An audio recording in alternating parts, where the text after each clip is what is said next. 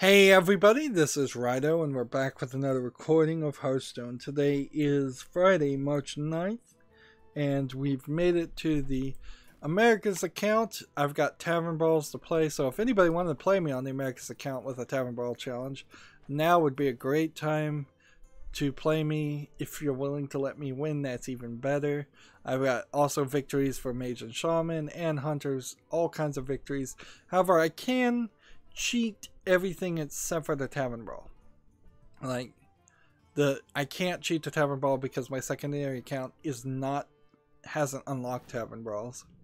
So we've got Tragic Master taking me up on that real quick.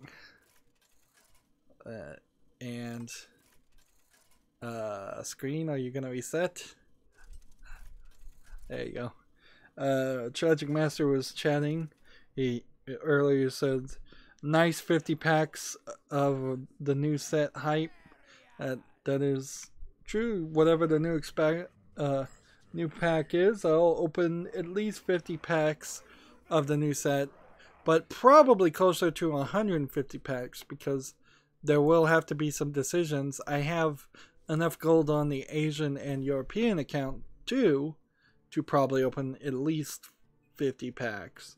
The question is, do I really want to open 50 packs on the new expansion, or do I want to maybe open 10 packs on the new expansion and then buy a bunch of classic cards so I can have better standard basic cards that people still play? Tragic Master also said, I think that they will be revealing around March 19th, end of the Wild Fest. Seems like they could be setting up for a quick drop as a certain domain name has been registered, so I've heard. Well, don't leave me hanging, Tragic Master. What's the domain name? What's the rumor? I'm a news reporter. I'm supposed to report on hearsay and rumor. That's how news works, right? Like, I haven't heard about a domain name.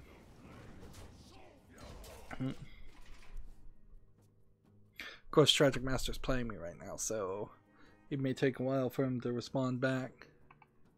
And Hearthstone Deck Tracker decided to crash again. I think Hearthstone Deck Tracker is due for an update.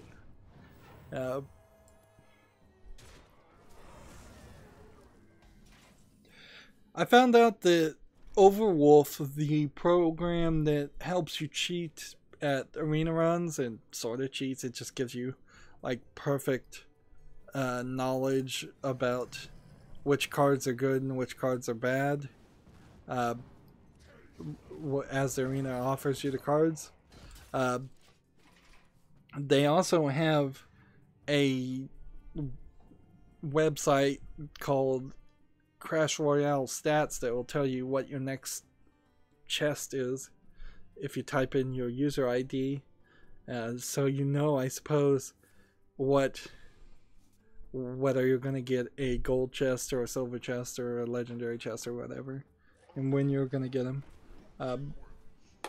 I imagine that information was never actually supposed to be secret. It was just not in the Crash Royale app. It doesn't really help you any because theoretically you always want to be at the highest level arena you can be at when getting any chest, because that'll just get you more cards and better cards. Let's see, add a brawl to my hand. Interesting. Deals 7 damage.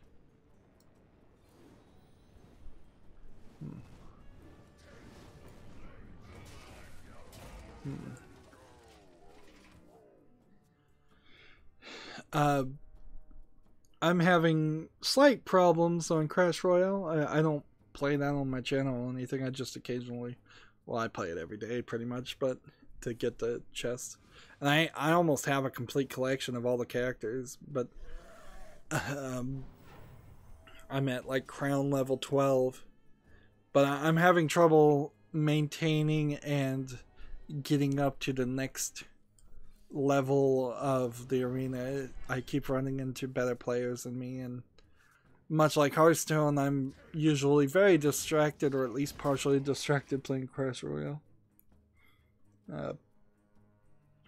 It's not really a great game, but it is a decent phone game in that it gives you something to do every day and waste your time on when you don't want to do anything else.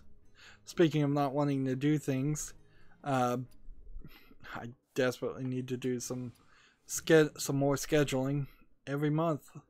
Like clockwork, I have to actually schedule the videos to come out. Now that I've finished The Force Unleashed 2 for May the 4th Be With You, to come out during May the 4th. Today is March 9th, so tomorrow is March 10th, which is Mario Day, and Google Maps is going to let you look at the Google Maps as Mario, which that's a little interesting that Nintendo is going to work with Google for that, for their little Easter egg. And a completely different story, the Overwatch League has suspended XQC again, this time for racially disparaging emotes. Fellow OWL pros Tyrong, Tymal, and Silkthread were also sanctioned for offensives. Let's see. His name is Felix XQC. It's always people named Felix, isn't it? Let's see. Hate to a random enemy.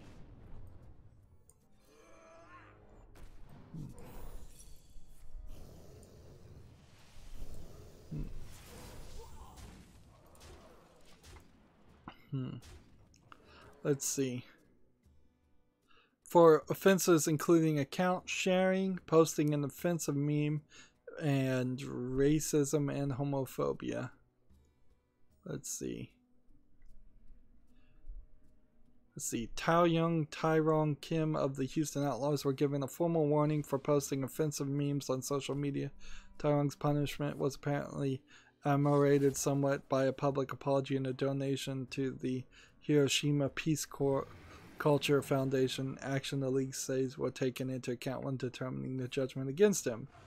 Timal Ketinin of the Dallas Fuel was hit with a $1,000 fine for using an anti-gay slur on his personal stream. Timal also apologized for his offense, but not until it was brought to light by ESPN earlier this week, which apparently lessened its impact in the league's eyes. Ted Silkthread Wing of the Los Angeles Valiant is $1,000 poor as a result of account sharing, which isn't necessary against the Overwatch League's rules specifically, but is a violation of Blizzard's end user agreement. And let's see. What do I want to do? Brawl. And then 8.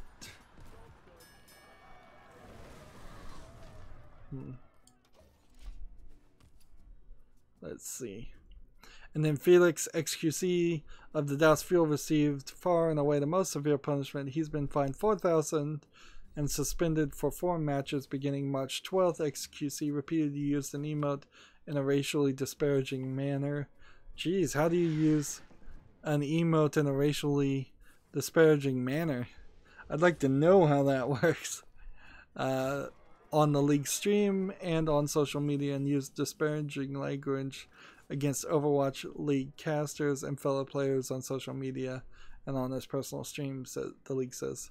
The suspension announcement doesn't specify the details of the individual transactions, but according to UniKRN, XQC's most recent trouble is a result of spamming the tryhard7 emote in Twitch chat, which while reporter Malik Forte is on screen.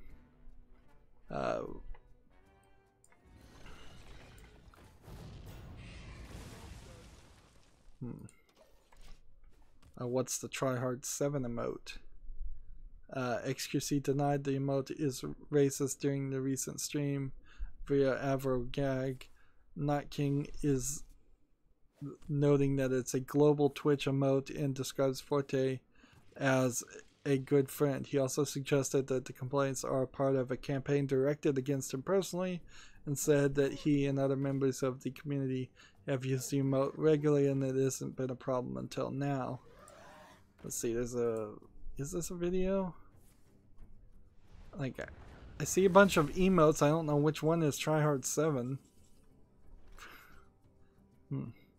XQC was already facing criticism this week when it was reported by Polygon. He tweeted, Overwatch League casting, Overwatch's League casting gave me cancer. Probably more significant is the fact that this isn't the first offense. He took a 4-game suspension, $2,000 fine in January for directing a homophobic insult at Austin Muma. These people need to just stop using these fake names. Like, just stop it at this point. It's ridiculous. Oh, I could have won right then. Here, do I have another thing that will deal 3 damage? Yes. Win. Victory. Pay attention to what I'm doing. Tragic Master is being kind enough to play me. I need to actually pay attention to what I'm doing. That's 1 of 5.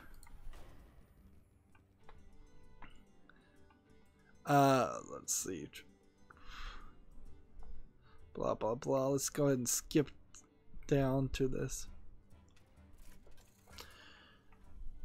I really don't want to make the boys will be boys argument, but it really does seem like a lot of what would have been locker room talk. I guess I don't want to make the locker room talk argument either, but like, these are the people. Hearthstone deck tracker is just crashing every single time now.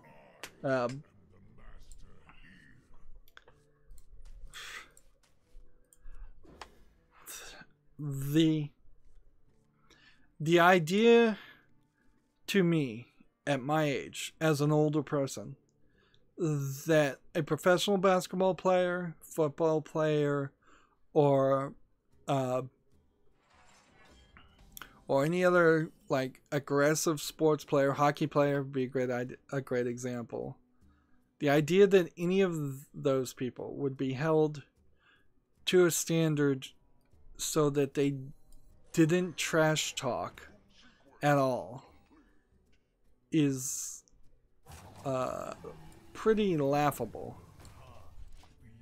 And this all seems like it is partially people trash talking. Maybe account sharing is the one standout there. Partially just people having fun and being themselves and expressing their own opinions and their own like First Amendment right, theoretically. That, man,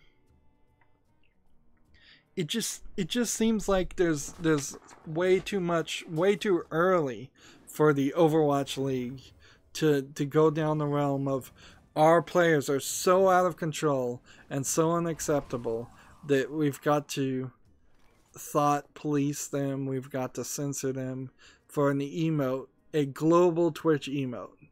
Like, that's the part that seems really extreme. This is not a case of somebody saying the N-word.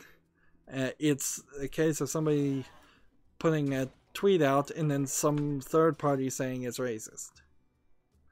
And this screams that the Overwatch League is being run by a bunch of SJWs. I don't want to get into that rant, but it seems like it is.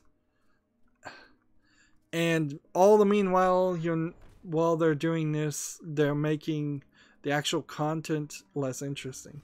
I think a lot about comedy too, and my lifelong experience of being kind of a funny person and who tries to be comedic and often is comedic in the potentially the wrong scenario. and will say something that is slightly offensive or slightly inappropriate just to be funny. Like, you can't have comedy if you're going to kowtow to everyone who is going to be offended. There's always somebody who's always going to find a reason to be offended, and they've been given way too much of a voice lately. And oddly, the people who have made it their entire life goal to be offended about things now love to talk about deplatforming and make it impossible for other people to talk and express their opinions. If I was an Overwatch player, I would get out of the Overwatch League. It seems to me like it's already corrupted. It's already just like not worth being in. It's ridiculous. We don't need yet another sport that is surrounded by drama of the players and the league fining players.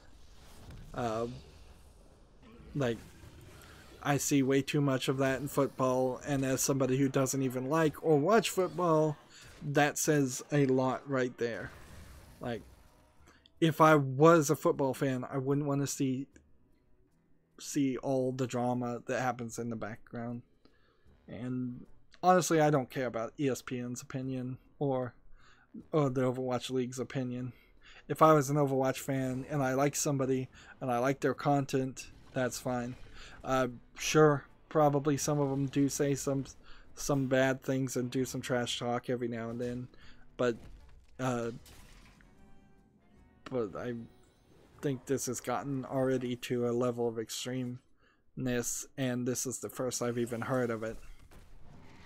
So I imagine the real Overwatch fans have been hearing stories quite a bit of an overly controlling organization.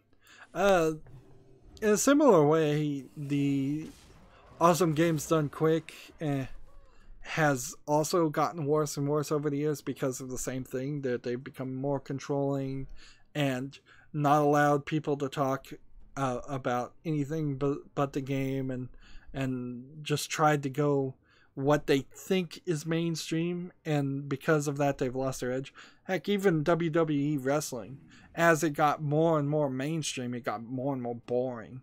Like, compared to the Attitude Era, now everything is just as kid-friendly. You would think the wrestling is designed for a 4-year-old at this point, instead of back in the day when you had Stone Cold Steve Austin running into the ring and flipping the bird with both hands to the audience and drinking beer right on the screen. Like, how far the artistic expression has fallen to the point where everything's censored and everything's criticized. And we wouldn't have gotten the Sistine Chapel painted at this point. Tragic Master said a while ago, Six Gamer's newest video talks about the Cenarian cycle being registered domain name. Check out his Fandral lore video for a great telling on the Druid War. So the Cenarian cycle druid-based expansion is what the rumor is from Six Gamers. I think Tragic Master told me to subscribe to Six Gamers, and I did, but I found his videos too long and too detailed for me because I'm not that into I'm not into World of Warcraft at all. Let's see. Moving on to the next article, Battlecry Studios is now Bethesda Game Studios Austin. So ZeniMax, I think, already had an office in Austin, but now there's an actual Bethesda Game Studio that's there.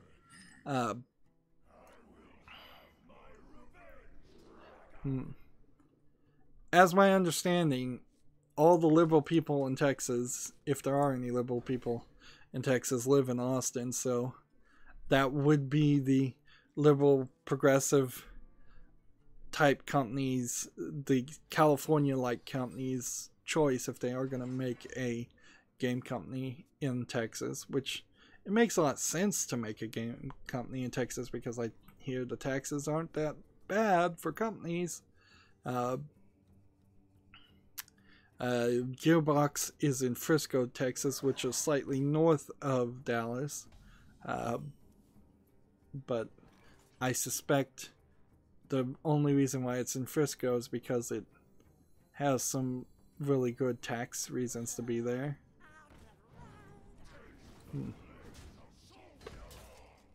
I would heavily suspect, on hearing about this, this Battlecry studio being Bethesda Game Studios, what you're going to find is that they are going to be doing, what is it? The MMO, the Elder Scrolls Online development, that they'll be making more content. Let's see. Battlecry. Battlecry was supposed to be a new free-to-play action game. So it's a slight change in what they're doing from Bethesda. Wait a minute. So is this really just an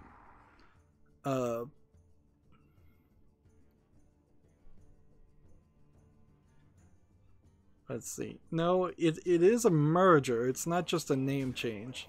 Battlecry Studios was its own company, and now it's merged into Bethesda Game Studios Austin. And ZeniMax buys yet another company, as ZeniMax moves to be a one of the biggest video game companies, and already is one of the biggest video game companies out there. Let's see.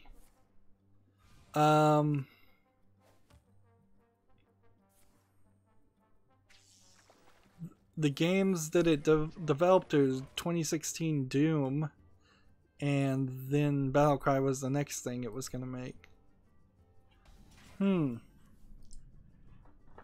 They replaced certain affinity on assisting id Softwares with the development on the post-release multiplayer content, though. So they just did the multiplayer content after it was released. They didn't make the main game with Doom, and nobody really even liked the multiplayer content.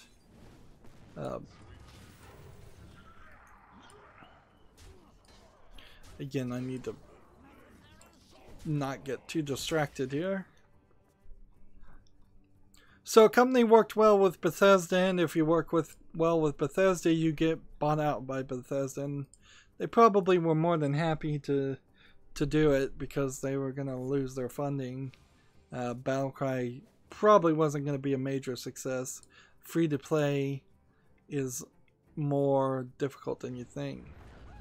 PC Gamer has an article that says get 20% off any purchases on eBay until midnight tonight. Let's see. Just anything you want to buy on eBay. Let's see. The minimum purchase amount is $25. The maximum discount is $100. So you could spend as much as $2,000 on purchases on eBay and get $100 off. No, that's not how math works. I don't think.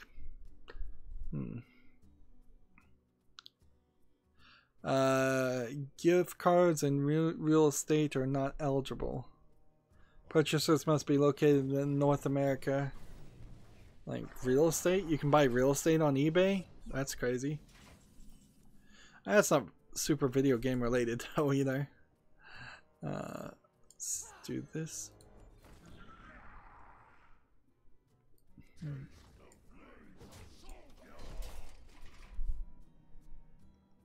There's a game called Nippon Marathon, Nippon being the Japanese word for Japan, which is a multiplayer chaos inspired by Japanese game shows, which half of those game shows are not real.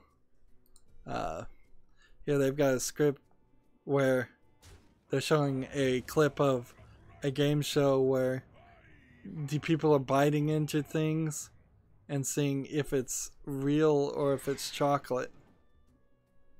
But like, the game shows aren't real because they're famous actors on the game show, famous Japanese people.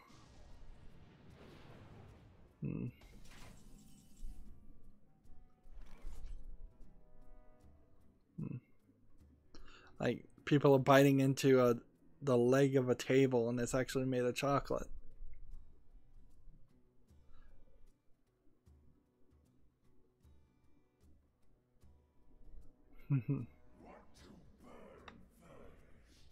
Let's see.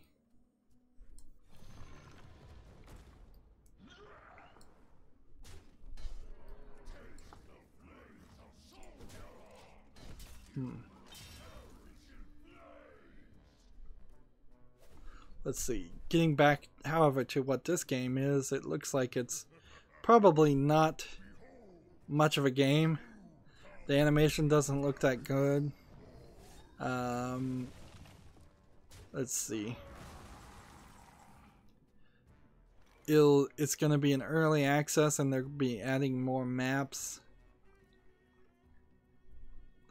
It's an interesting twist, and if a bigger company was doing something like this, but it might work. I don't know how well this translates to the rest of the world, though. Let's see, do I have a brawl I can play? No, not yet.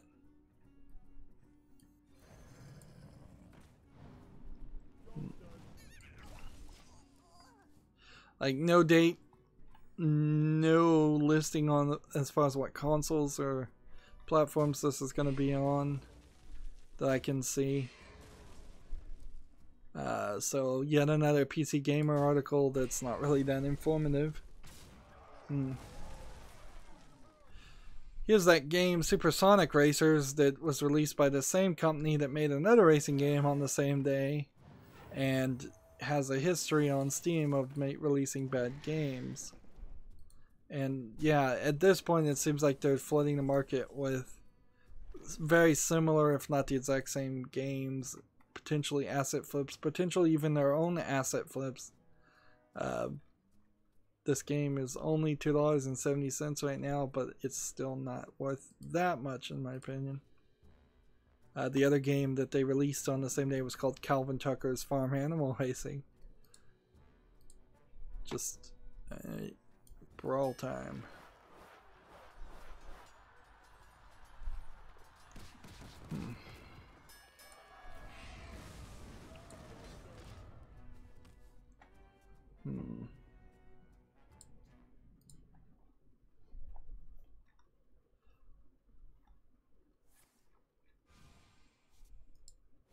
Slowly closing things.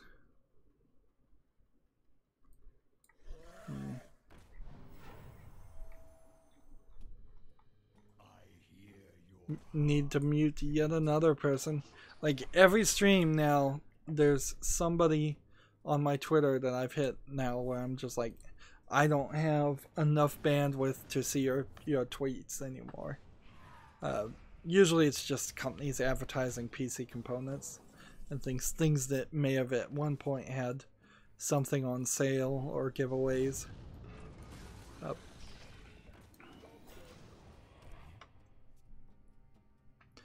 Here's a PC Gamer article. NVIDIA's GeForce affiliate program is drawing anti-consumer criticism. Let's see. The allegation of what amounts to anti-competitive behavior comes from an investigative report by Kyle Benet of Harder CP, adding a bit of intrigue to the whole situation. Bennett says he was tipped to the situation by AMD, which had apparently been shopping the story to other sites. So what's going on? And then NVIDIA stated in a blog post last week, in an effort to better serve gamers, it was introducing the GeForce Partner Program, which I thought the Partner Program was designed around the idea of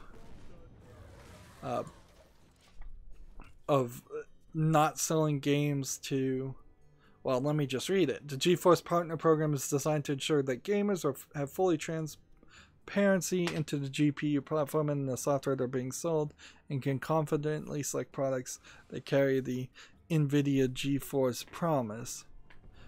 What this means is that graphics card manufacturer and OEMs that decide to participate in early access to products, enhance marketing efforts, social media buzz, and other perks. NVIDIA stresses the participation is not mandatory and that its partners can drop out of the program whenever they want. So it's just working with OEMs to better promote the product. So far, that doesn't sound too fishy.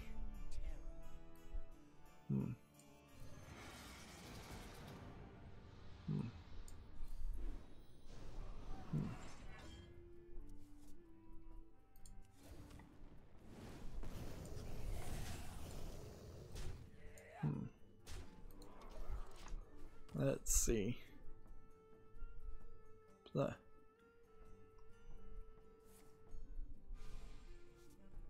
When AMD first presented Bennett with the story, he found that there really wasn't anything there. However, after digging deeper, he uncovered some concerns and ultimately came to the conclusion that NVIDIA's partner program would greatly and negatively impact consumer choice, which effectively be decimated.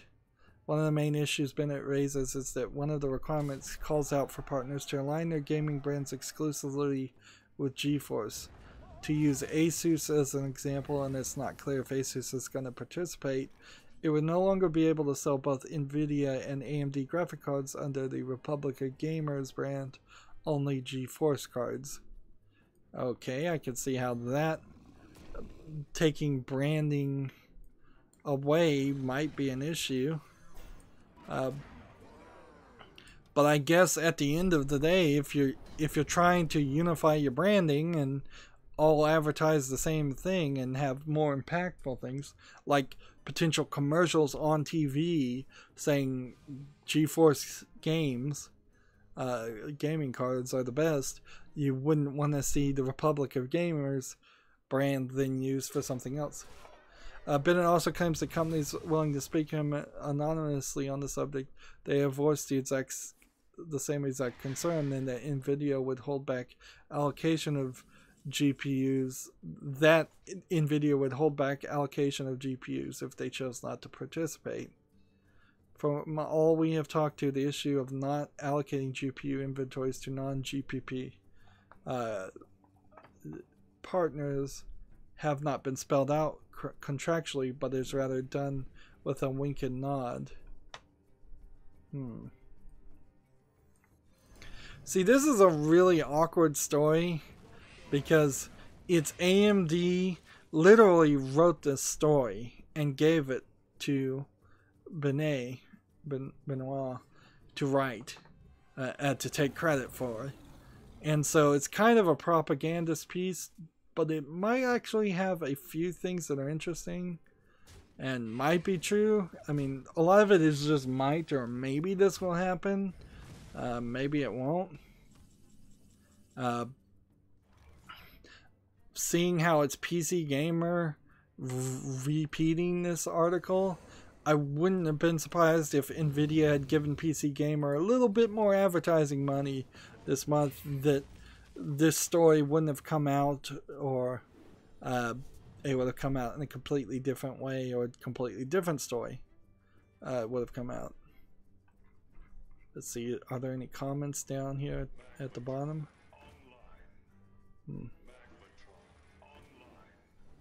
Let's see. Scroll back up, the comments loaded awkwardly.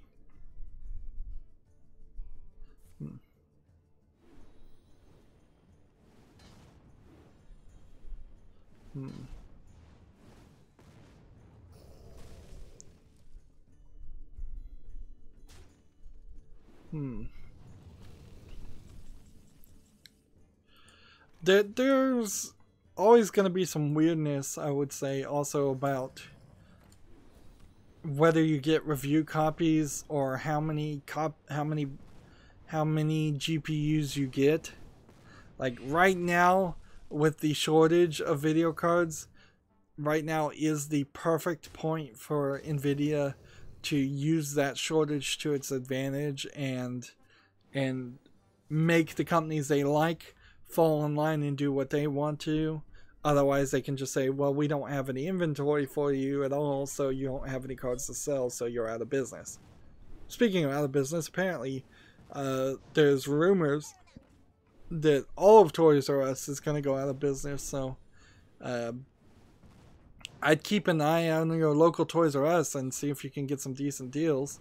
I'd like to find some Lego deals, cheap, but I'm not sure. The odds certainly go up higher when every store is closing, because that just means then they'd either have to liquidate it or sell it to other toy stores, and there really aren't that many other toy stores out there. Speaking of liquidating, Linus Tech Tips Linus from Linus Tech Tips used to work for a company called NCIX that went out of business, and they were liquidating their offices, and so there was a YouTube silver play button that he helped earn that was part of it. Okay, Tragic Master doesn't want to play me anymore. Fair enough. He let me win more than enough to help. He may have to do something different, you know, take a break. I'll just play some Tavern Brawls myself. So he went to the auction to bid on the lot that had the silver play button, and he screwed up the auction and didn't actually bid on the lot, and some other YouTuber who had 1 million subs bought it and is going to scratch off the glass of that name and make his own because he didn't get a silver play button. I'd love to have a silver play button. Like, it's something you can put on your wall and say, hey, I really did have a channel, in case your channel gets deleted and there's no evidence there. But also, it doesn't mean that much to me either. Like, I'd much rather have the 100,000 or 10,000 fans that it takes to get a silver play button these days. I'd rather have those fans by far than have some trophy or bauble. Like, the fans are the things that matter to me by far. Tragic Master says, gotta run for a few minutes. Thank you for the games. Be right back in 15 minutes. Alright. Well, if you're still there, Tragic, and you want to challenge me again, that would still be perfectly fine. We still got news. We're into our 4th recording of today. It's 9 p.m. at night, and side note, I haven't eaten anything at all today since waking up around 2:30 in the afternoon. But that's not a big issue for me. PC Gamer has an article. Cyan teases something in the works for the 25th anniversary of Myst. A series of tweets asked, what if the ending has not yet been written? Which is like, so what? I saw that tweet storm. I did not for a second think that meant anything at all. And I really don't believe it does mean anything at all.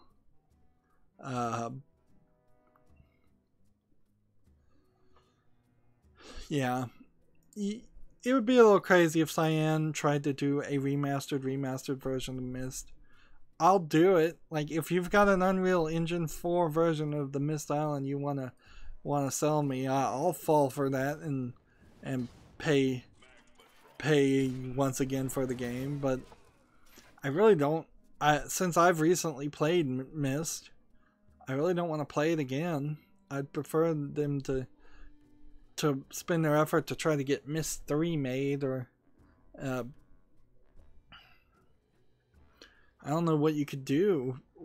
Could you maybe get away with taking the content from Myst 3, the puzzles, and doing something with that and including it in Myst 1? And could you merge Myst and Riven? That would be a really, really long game at that point. Do you merge all of the Myst series together and sell a $60 game and say, this includes all the content from Myst, Riven, Myst 3, Exiles, Myst 4, and Myst 5, and Uru, whatever version of Uru you can actually get to. Like, does that even make it a good experience to play all of those games? It probably would help a little bit, because I imagine not too many people are gonna be thrilled with the idea of playing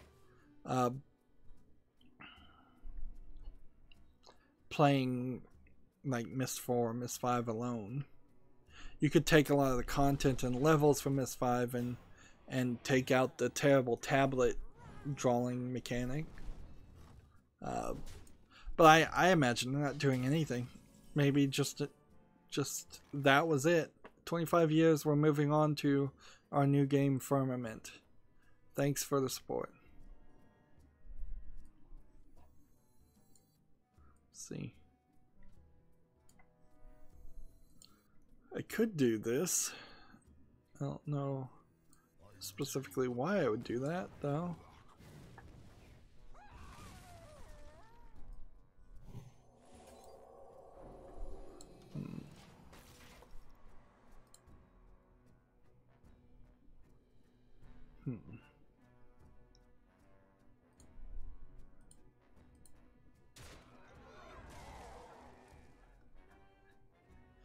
Let's see, moving on.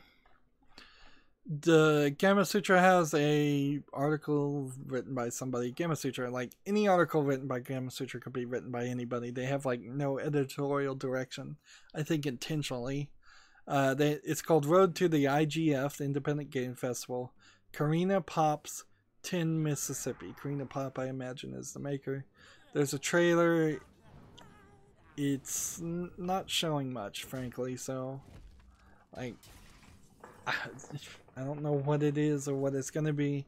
It's probably just gonna be an indie game that never comes to Steam, though. If I'm just gonna really guess.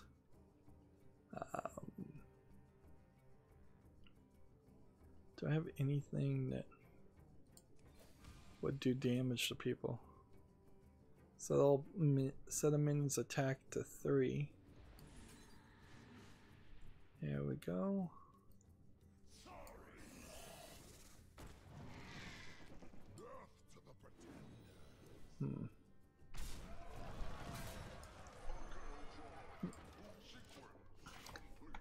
There's a game called The Wizards that came out March 8th. It is rated very positive, with 100% of 13 user reviews rated positive in the last 3 days.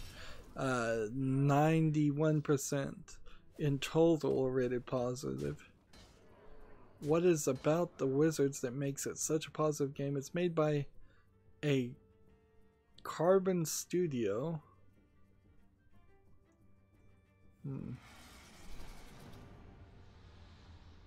Is it a VR only game? Yes, it is. Okay, so maybe because it's limited to VR games, that's why it's so positive. Well, it looks like a really good VR game. Sadly, I can't play it. It's like, it does look good. It looks like an interesting VR fantasy action adventure experience. You're shooting bows and arrows. You're, I think, casting spells. You're walking up to chests that'll probably be mimics. Let's see.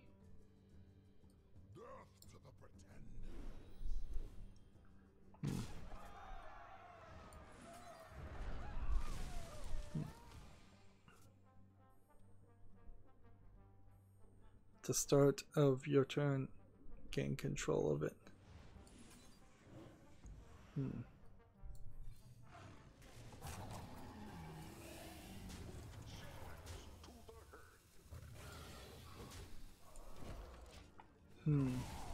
Yeah, you're throwing magic balls, you're shooting arrows. How much is this? 10% off right now for $18. And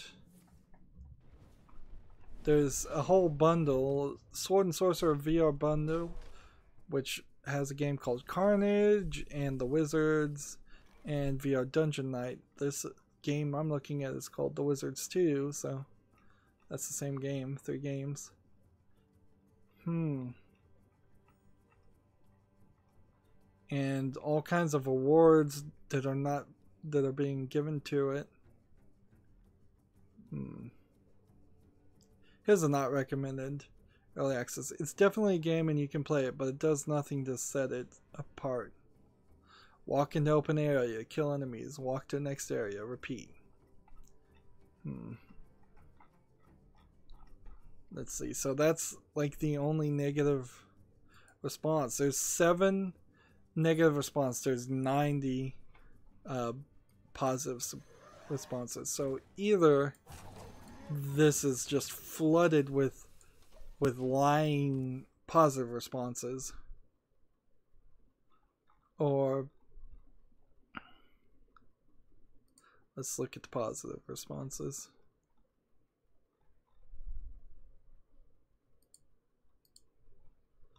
Boy, it really is a game. Let's see. Blah blah blah blah blah blah blah blah blah blah blah. These are long descriptions. So if you are flooding it with good responses, you're paying somebody to write a good review every time. Interesting. Moving on though. Railroad Operator came out on March 8th, 2018. It has no reviews. I believe Railroad Operator is a whole series of these, though. No, I guess not. Maybe there's railroad operating games out there.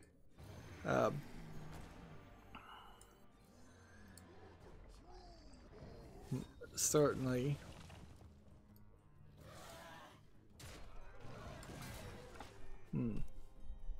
But maybe they're called Train Simulator instead. Well, it's a $12 game. It doesn't seem like it has much focus on English players. I'm seeing a screen with a lot of Japanese on the screen. It doesn't look like it's a very good game either. Just the graphics look poor, and you're going to be driving a train, so like you'd have to be pretty obsessed with trains. Let's see. D3, the publisher D3 has announced a game called Enchanting Mahjong Match for the Switch. 140 levels, coming out on the eShop March 15th with English support, Japanese, traditional, Chinese and simplified Chinese, and the Korean languages, which I get. Are there 2 Korean languages at this point, or is it just 1 Korean language? I guess Korean, just maybe I'm misreading that sentence. Let's watch the trailer and see what this is. This is another one of Nintendo announcement type things that may have not actually been in the Nintendo Direct, but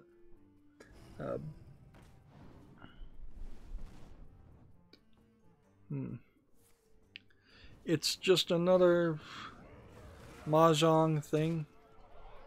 It doesn't, like, playing Mahjong Solitaire on the Switch seems like it is a pretty bad move because the controls don't seem very smooth. It's not like a mouse. It seems like you're using the D-pad to go up and down.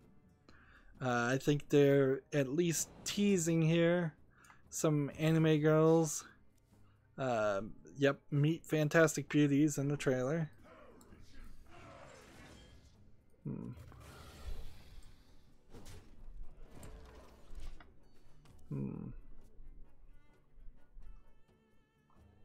Yeah, I'm not. See, 28 beauties have their own fantastic artwork to delight you.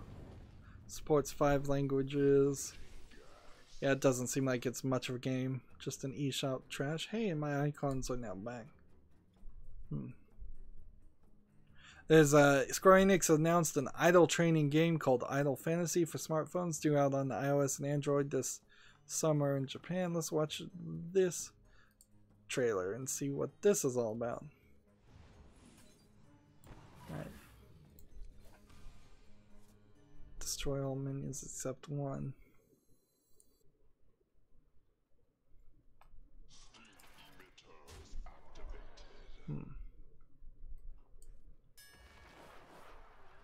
50-50 shot here.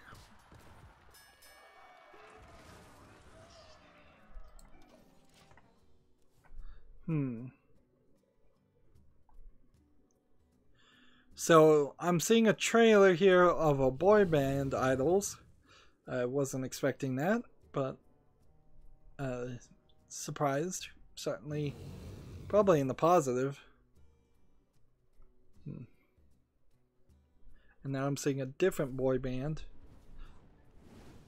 And so I imagine this is going to be a strategic game. Now they're showing a girl band. Or maybe not. Like, yeah, I imagine this is a strategic game where you have to get the stats up. Oh, interesting. The bands are merged. So it's not just boy bands and girl bands. There's some bands that have one girl character in with the other boys, and like co-ed idol bands. I'm not sure that's really a thing in Japan. I've never seen any of that. It's usually very much either it's an all boy band to appeal to the ladies, or an all girl band to appeal to the girl, the men, or the boys. But all that I'm seeing on these two trailer things is just 3D characters dancing around and singing, and I don't think any of that has to do with what is actually what you're going to be doing. They're also doing a pre-registration bonus on this game, where you get more crystals if over 10,000 people pre-register for it. The player will manage said idols and set out to take them to the top of the idol world. Yeah. It's just going to be a management sim. Pretty boring. Moving on, there's a game called period T period E period S period T semicolon expected behavior dash sci-fi 3D puzzle quest. It has 7 reviews right now, and it's 74.19%. It's made by Velso Games, who don't seem like they've done anything else besides Phantom Signal and Phantom Glory. And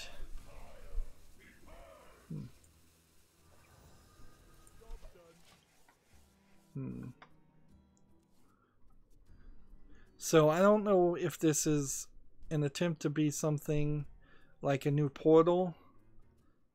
It kind of does seem like it's something like that, with even more physics you can manipulate, and you can like rewind time and different versions of different realities backwards and forwards.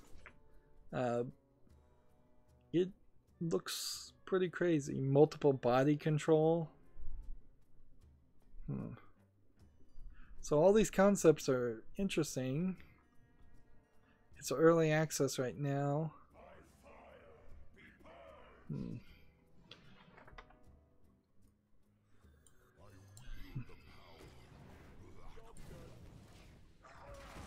120 levels after the final release. Puzzles explain the game's rules and comprehending them. Logical puzzles. This is just part 1.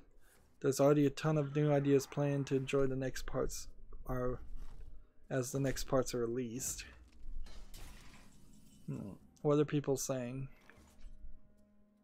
Positive, positive, positive, positive. Way too easy. I got through the. I got the whole game through in just 50 minutes. I spent most of the time on the last bridge that you can fall through. Good game nonetheless. Well, this is just supposed to be part 1. Let's see what the negative people say. Well, there are no negative ones, apparently. Labeled as helpful.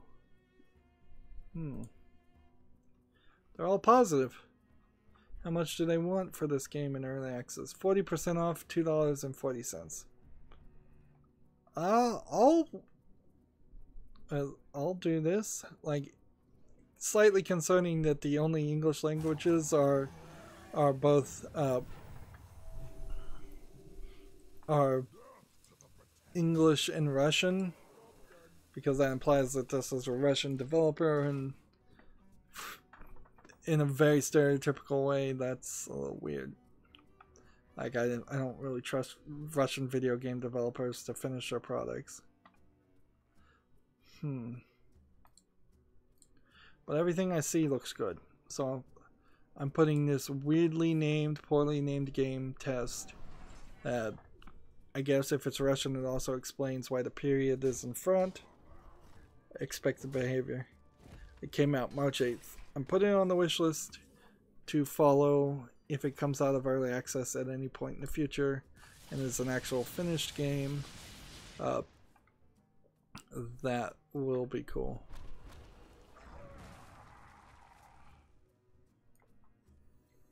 I should have probably played that if I could, but I don't think I could have.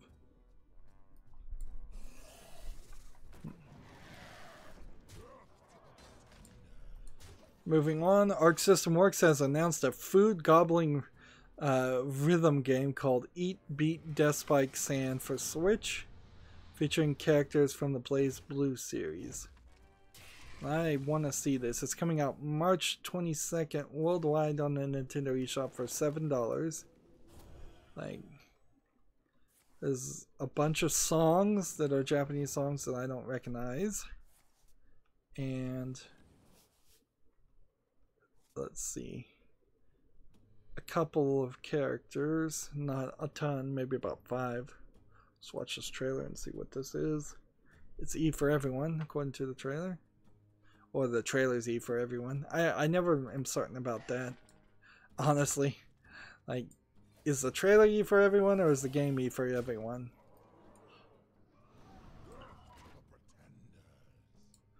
Have to select a minion, apparently.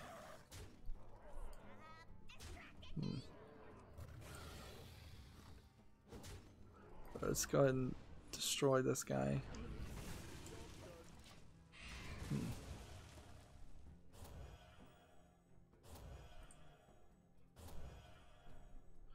So, you're playing as this character that's just like a face. And you're running around this curved planet. And you're trying to get the beats left and right. There's like a left and right on the screen, which maybe that's a left and right trigger or a left and right button on the Switch.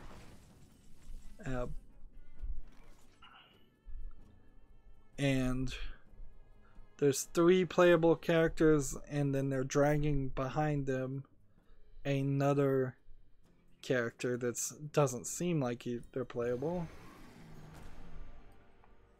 Deal 3 damage. Free.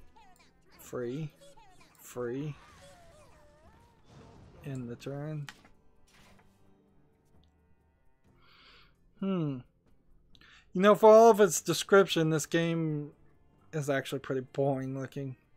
Eat Beat Dead Spike Sand for the Switch. Looks like... sounds like an interesting concept. Not really. A game called Code of Princess EX has been announced for the Switch. It's an upcoming remake of a 3DS hack-and-slash action game. It's going to come to North America this summer for $40, which is a pretty high price. Let's watch the trailer and see if it's rated teen and it has partial nudity in it. And it does look like a Streets of Rage type brawler. I think I've already talked about this game. It's such a just incremental improvement to take a 3DS game and make it a Switch game, to the point where it's kind of like not noticeably better. I'm running into that issue right now.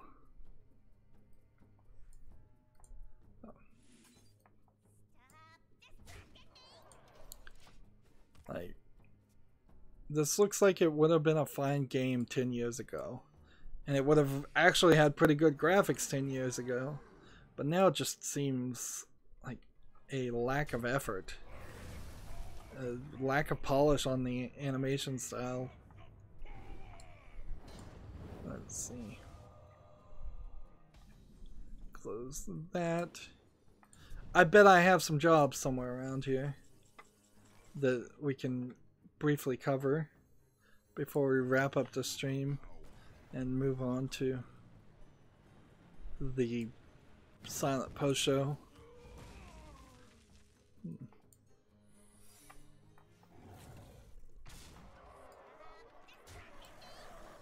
Victory.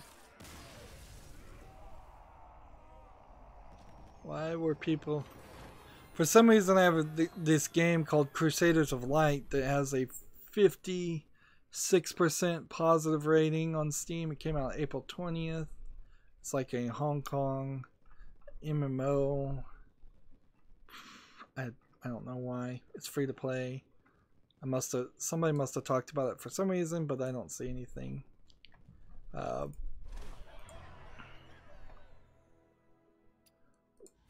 If I get a quick disconnect on this game, that would be very nice.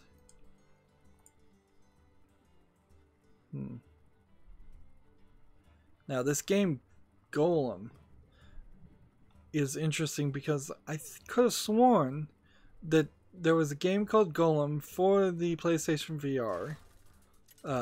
Maybe it's called Totem. And I'm confusing the two. Golem is expected to be out early, but later than now this year.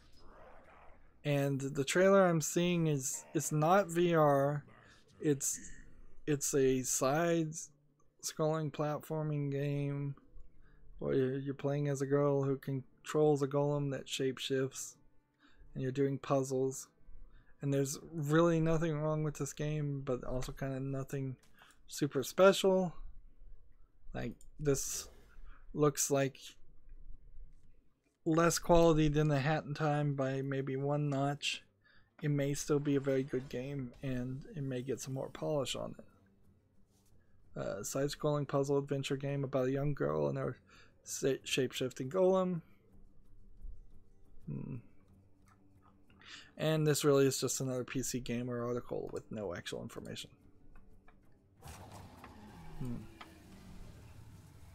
I did mention, I think last stream, that Microsoft is introducing a new installer format that could mean big changes for Windows 32 and UWP programs. Could, but won't, is pretty much the case there. Microsoft tries to get people to jump on board on all kinds of things, and then nobody ever does it. Let's see. Semblance, a puzzle platformer about bending the rules. Let's see, is there any information on this PC Rock Paper Shotgun article, actually? A Semblance is out later, early 2018, and can be wishlisted on Steam here. And I guess that's all I can really do about it. Looking at the trailer, it looks alright. It's kind of has a Super Meat Boy style of gameplay, with the difference being, and it kind of is a good difference, is that you can bend and change the platforms that you're working on. So in the trailer, there's laser beams in your way, so you bend up the ground to block the laser beams. So there's a lot more bouncing and manipulating yourself. Honestly, this still looks like too much Super Meat Boy for me, so while I did wishlist it, the truth is I probably won't ever play this game, Semblance.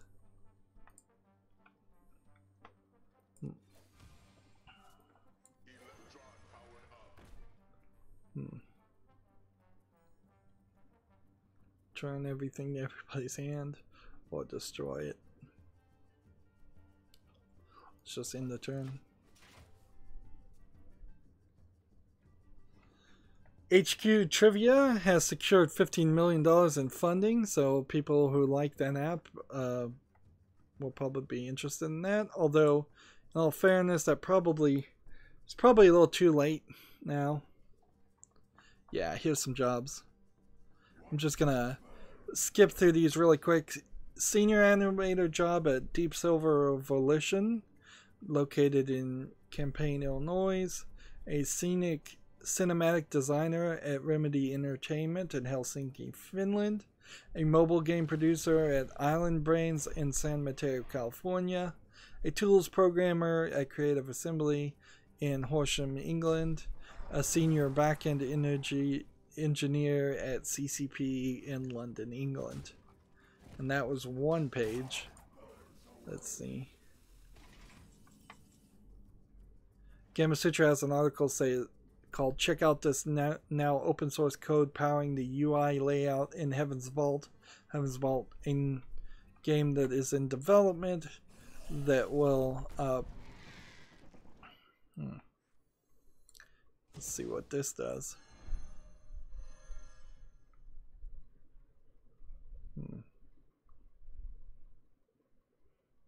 Do I want to play a spell, or do I want to put these guys on the field? Let's put these guys on the field. Heaven's Vault is a game about an alien language, and so, like, it sounds like it's too ambitious now if you've got your own open source code and you're making a game. Infinity Ward is hiring for a user interface engineer at Woodland Hills, California. Skip that. That was the exact same article. And so I'm at the Humble Bundle, and let's see. There's a Code Your Own Games book bundle that I honestly don't think that's the right way to learn.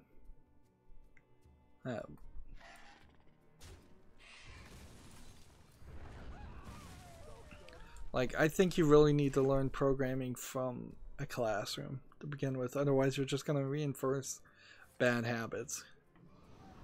The Brawler bundle has 3 days and 14 hours to go. Some good deals there for brawling games.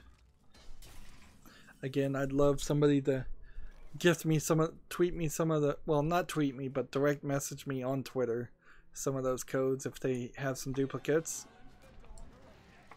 You could get the 3 games for $1, 3 Steam keys that way, or if you play $5.46 over the average, you'll get 2 more.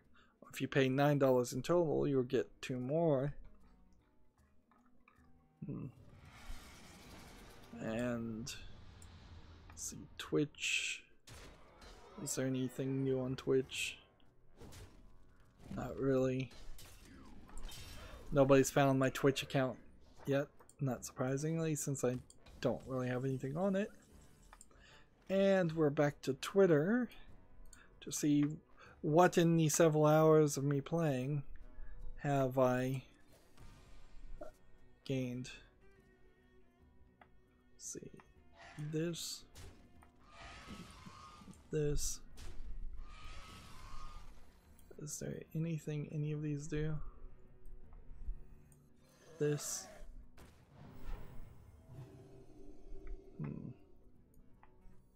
and that. Play that.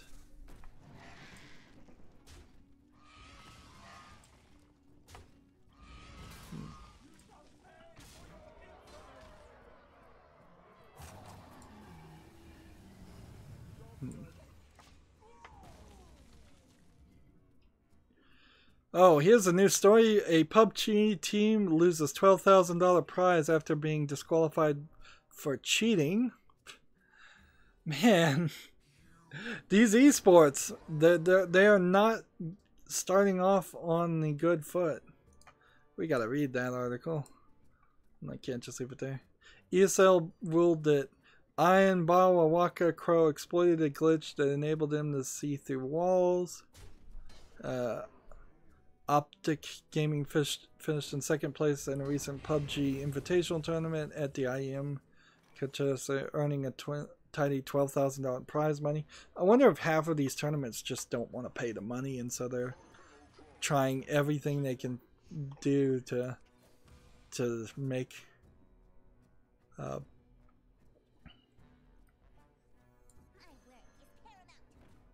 let's see. Like, it really wouldn't be unheard of for people to run tournaments and events and take the money and run and not pay off prizes, not pay off anything like that. There's even special laws specifically when having rulings and drawings to make sure that they are forced to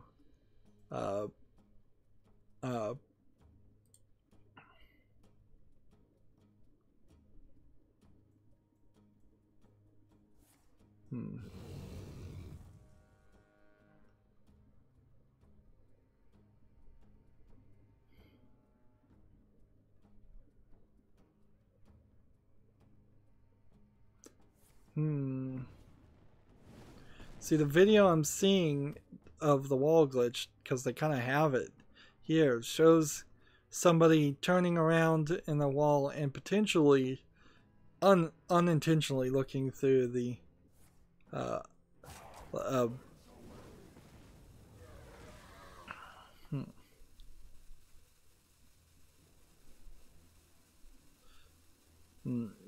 he's saying, I hopped in the corner to get as close as physically possible to the car rotation to track its movements.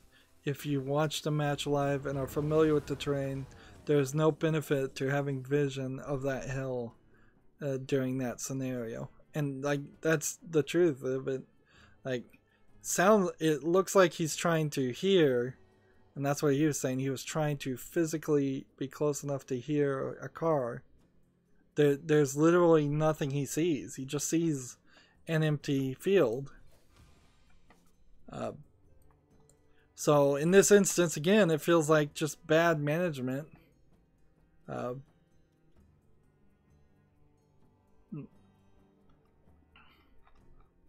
Bad management, and that's really the kind of call that should have been made the other way, in my opinion, just to make the game fun and not boil games like this down to games of penalties and games of drama. Like, it's so annoying to try to watch like a football game and have it just be like offsides, penalty, 2-minute timeout. Is like, just let the players play. And this is PUBG, not Overwatch, so it's a completely, well, one assumes it's a completely different league, but honestly, it may not be. It may just be all the same parent company. ESO. Let's see.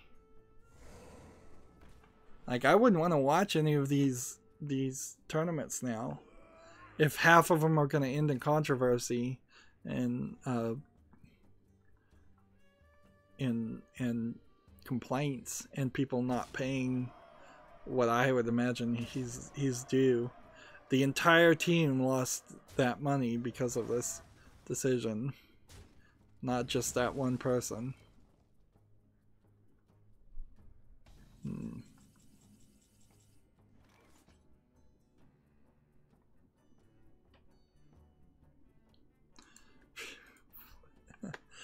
Uh, man, PC Gamer's on a tear. But like, prominent Overwatch moderator apologizes following revenge porn scandal. Uncle Swag moderated more than 100 Twitch channels, including the official Overwatch League stream. A popular figure and moderator in the competitive Overwatch scene known as Uncle Swag has apologized after being accused of having a history of hoarding and spreading revenge porn featuring Twitch community members. Wow. Is this just the new adpocalypse? Is YouTube's not in the news for 5 minutes, so let's instead attack all the esports players? Or are all esports players just scumbags at this point?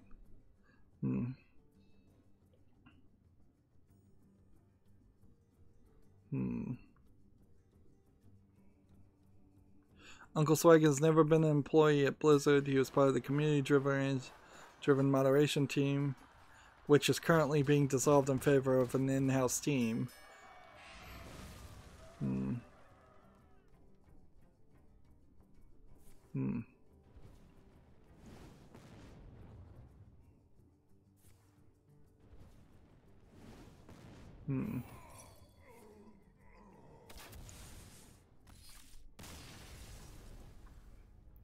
So,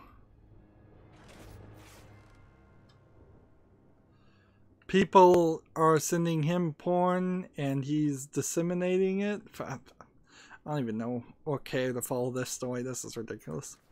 This is just as ridiculous as the matchmaking in Hearthstone. How did I play 200 cards then? Can we get a nice story, Twitter? Instead of just awful stories. PC Gamer posting the same story 2 different times. We can talk about that on Monday.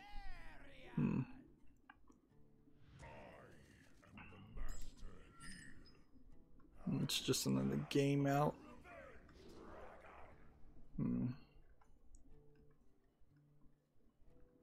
Are we really gonna end on nasty stories?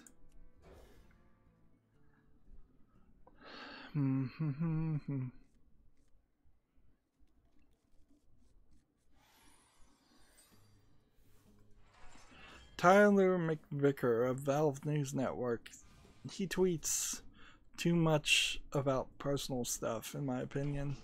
And like, he needs to split his Twitter into a personal Twitter and have the main one that's at Valve News Network be only about Valve News. Because it's kind of disingenuous what he's doing right now. He's doing a bait and switch, I suppose, in a small way. There's a game called Content Creator Simulator that came out.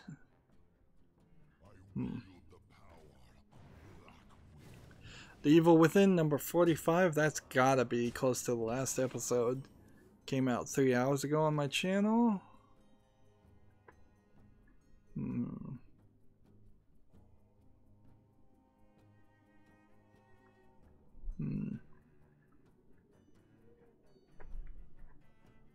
Keep on playing.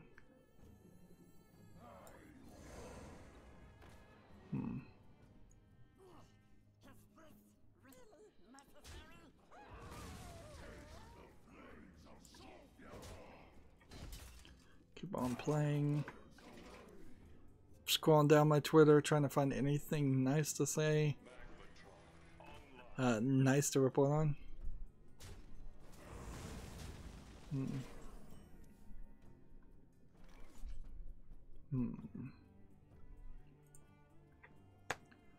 Deal 5 damage.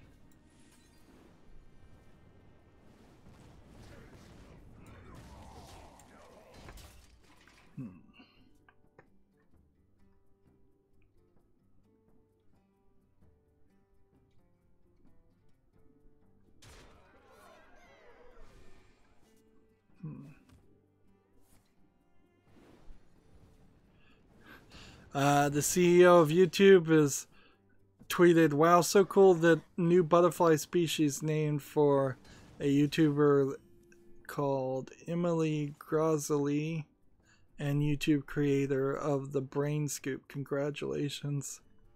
That's a weird tweet, out of context. I'm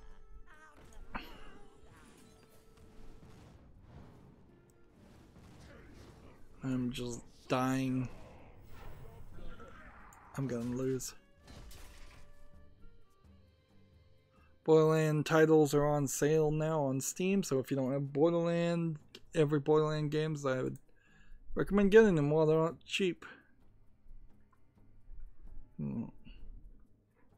Like, you really can't go wrong with Borderlands unless you just hate first-person shooters with comedic storyline and RPG elements. Light RPG elements. I'm gonna have to be careful about some of these games that are new to Steam.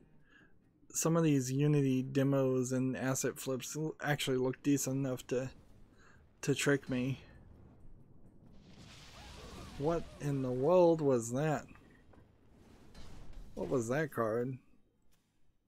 Elemental Destruction. Deal 6 damage.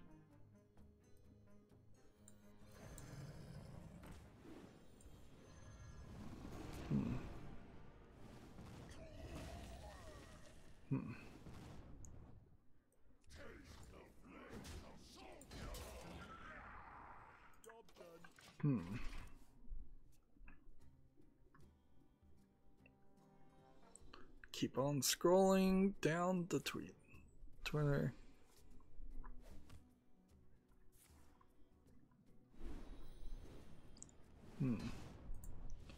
Here's a game that's caught my eye. I'll look at it more Monday. I guess this weekend is all going to be about doing paperwork for me. If I can get all the videos scheduled and uploaded, then I suppose I'll have to decide what the next game to play is. There's certainly a lot of them to do. Got plenty of games to play, never enough time. Speaking of never enough time, in the post-show we need to win. I can cheat to get this. I can just play ranked play to get this, and I would like to get up to rank 20 on my main account either. Here's a quote. Warren Spector says the White House violent video game reel is simply disgusting. The famed designer said the games that appeared in the video game are in colossal bad taste. Interesting. Well, he probably doesn't know anything about any of those games, so yeah, if you just edit all of those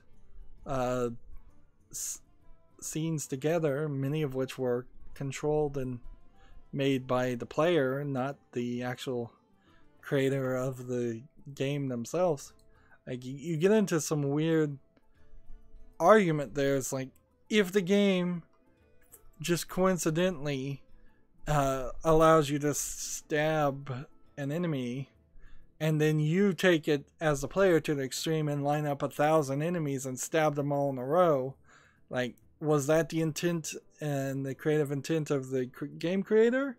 If you have Gary's mod and you can just mod something really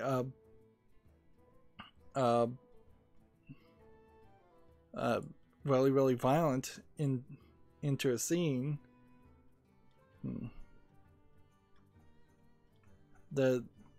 who's responsible for that content or that video? A lot of games just give you the options, but it's not even their main focus to be violent, although a lot of games are centered around a gameplay mechanic that is violent. And I would like to see the video game industry try to make games that aren't centered around violence, but it's kind of hard. People don't want anything except for violent fighting, shooting games. They don't really respond to the Mahjong solitaires and the the card solitaire games or, you know, puzzle games. Even Portal had to be a had to have a gun in your hand to catch a lot of people's attention.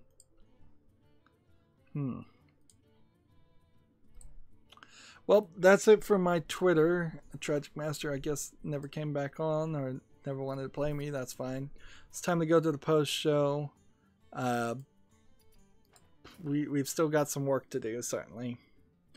4 recordings today.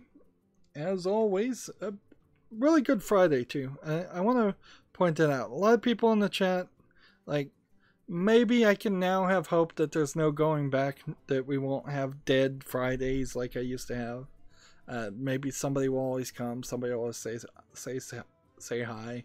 New people are coming on every stream and saying hi. That's great too. That's it for this recording, though. On to the post show, silent post show. As always, I ask you to like, share, subscribe, comment, and watch every second of my videos. If you want a friend or follow me on any social media sites, there's a bunch of links down below in the description box. If you want to support me, gift me a game on Steam. Thank you for watching. Have a good evening.